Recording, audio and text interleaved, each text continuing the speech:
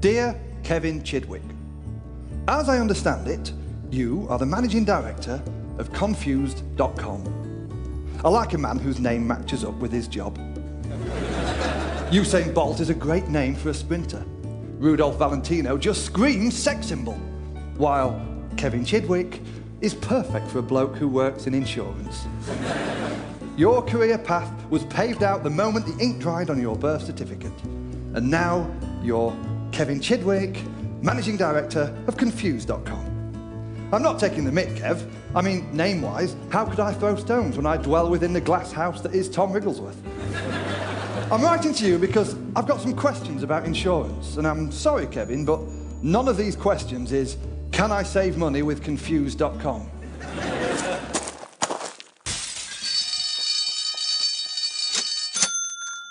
You see, Chidders, you insurance lot, you've managed a feat that's unique in business. A product that offers both guaranteed peace of mind and guaranteed blood-boiling stress. I believe the concept of insurance is a truly noble one. The idea that a group of people each buy an item that costs £100, then chuck in an extra quid for the one cack-handed chump who drops theirs down the toilet, well, that's great. It's moral. It's sensible.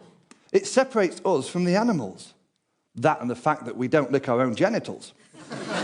Some of us have tried, and indeed succeeded. But I haven't written to you just to boast.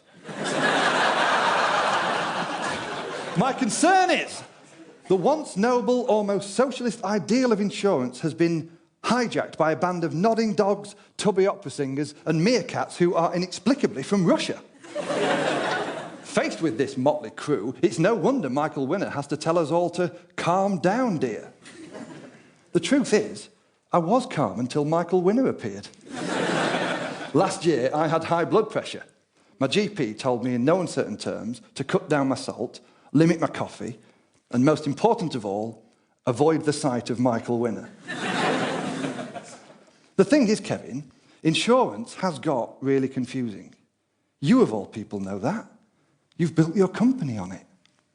But if something's confusing, the cure is knowledge and transparency.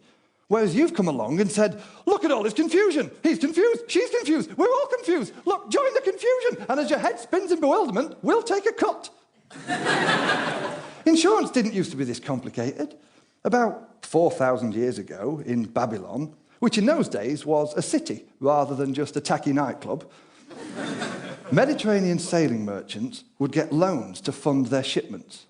They'd pay the lender a bit extra on top in exchange for the lender's guarantee that if the shipment was stolen or wrecked in the harsh high seas, the loan would be cancelled.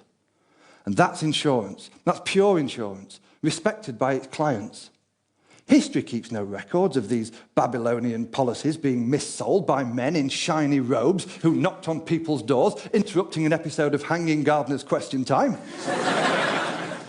Nor did you ever hear of any boat suddenly dropping anchor, allowing another boat, who was in on the scam, to ram them from behind, leaving the sailors with a dented stern, no cargo, and a whiplash claim.